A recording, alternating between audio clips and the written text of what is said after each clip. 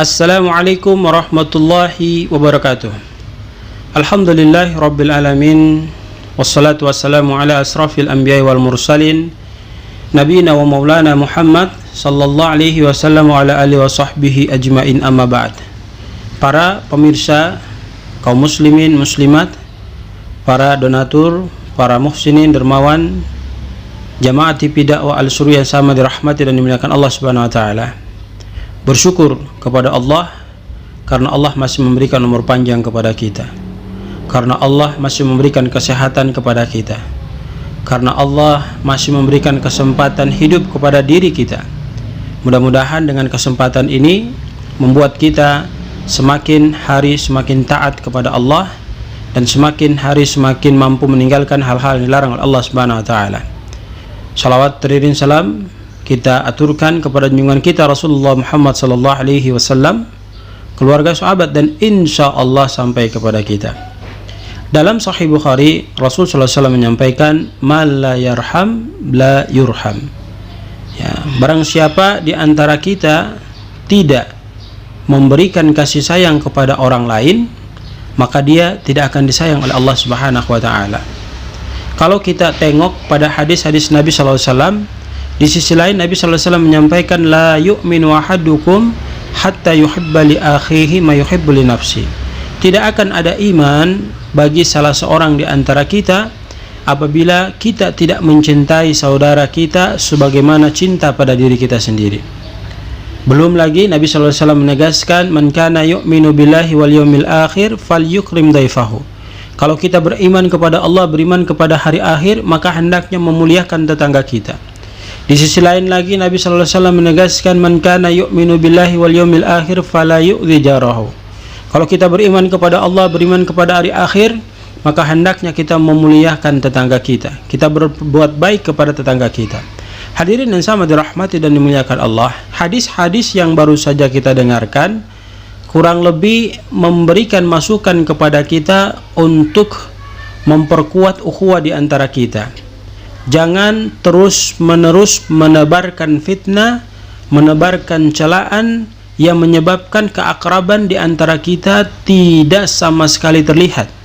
Justru yang ada perpecahan demi perpecahan yang terjadi. Padahal Allah Subhanahu wa taala tidak menginginkan hal itu.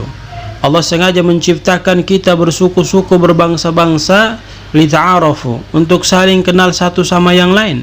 Konsepnya melalui hadis Nabi sallallahu alaihi wasallam menyampaikan bahwa berkasih sayanglah kita di antara kita agar kasih sayangnya Allah itu datang kepada diri kita, bukan tidak berkasih sayang di antara kita yang tidak mendatangkan kasih sayang kepada diri kita. Hadirin yang sama dirahmati dan dimuliakan Allah Subhanahu wa taala, sekiranya hadis-hadis ini memberikan pelajaran dan membuka pemikiran kita untuk selalu senantiasa mengedepankan sifat kebersamaan, tenggang rasa di antara kita, saling hormat menghormati di antara kita, tidak boleh menghujat satu sama yang lainnya, bersama-sama bahu membahu untuk menciptakan kerukunan keluarga yang harmonis, yang baik dan penuh cinta kasih sayang di antara kita. Oleh karena dengan konsep yang demikian akan menghilangkan godaan syaitan laknatullah kepada diri kita dan menjadikan kehidupan kita kehidupan yang diberkahi dan dirahmati oleh Allah Subhanahu wa taala.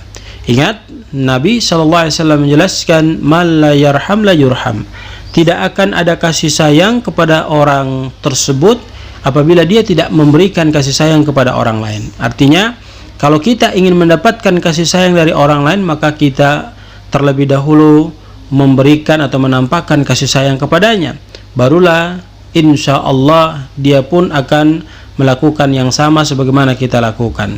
Hadirin yang sama dirahmati dan dimuliakan Allah Subhanahu wa taala, maka mari kita mulai berhijrah untuk memperbaiki diri kita, memperbaiki tatanan kehidupan keluarga kita, kemudian keluarga di lingkaran dekat kita, tetangga, masyarakat, dan seterusnya dan sebagainya, agar dapat mewujudkan kehidupan yang diridhoi dan dirahmati oleh Allah Subhanahu wa taala.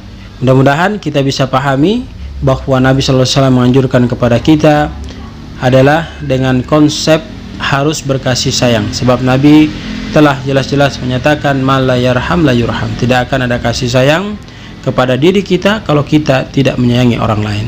Semoga inspirasi ini memberikan manfaat kepada kita semua, dan mudah-mudahan ilmu ini bisa memberikan bekal kepada kita agar kita tidak mudah mencelah dan menjatuhkan sesama saudara kita. Jazakumullahu khairan, barakallahu fikum. Subhanakallahumma bihamdika asyhadu an la ilaha illa anta astaghfiruka wa atubu ilaik. Billahi taufiq wal hidayah. Assalamualaikum warahmatullahi wabarakatuh.